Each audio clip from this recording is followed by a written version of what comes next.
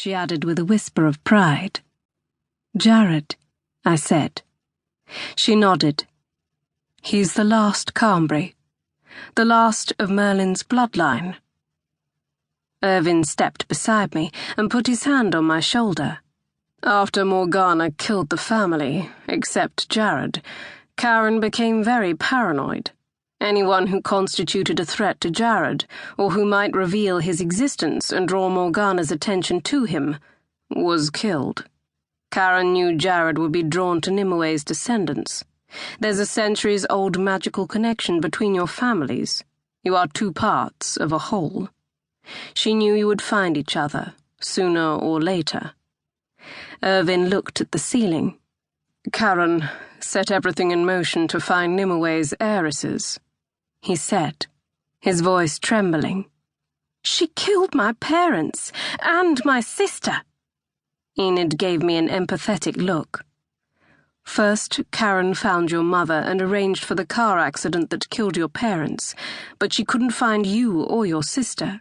The amulet was powerful enough to hide the two of you because you were so close.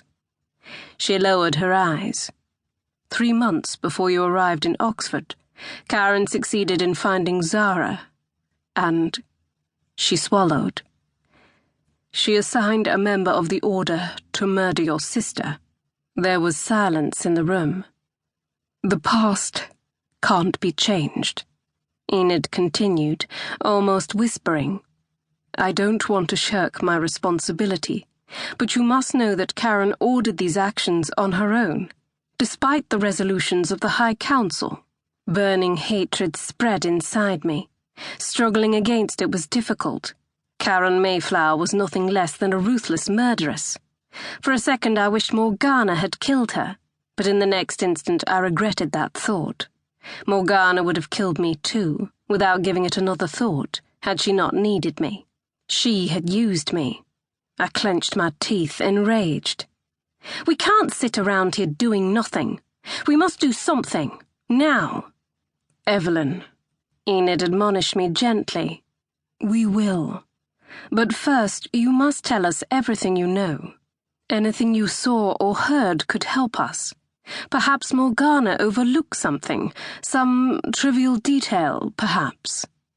While Enid struggled for words, I closed my eyes for a moment, breathed in, and tried to focus.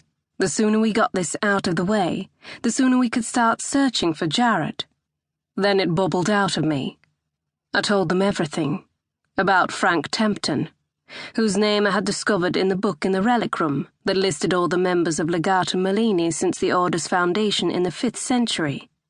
About the argument between Jared and Karen when he confronted her with his discovery that she was guilty of killing my family. My flight, followed by my encounter with Morgana in the forest clearing. How she had stood there in the midst of her army of damnati. I wanted to drive that memory from my thoughts. Had you ever seen Morgana before? Irvin asked, after I reached the end of my tale. No. I shook my head, but suddenly stopped, frozen, as the image of an amazingly beautiful dark-haired woman in a flowing white dress appeared in my mind. No, wait.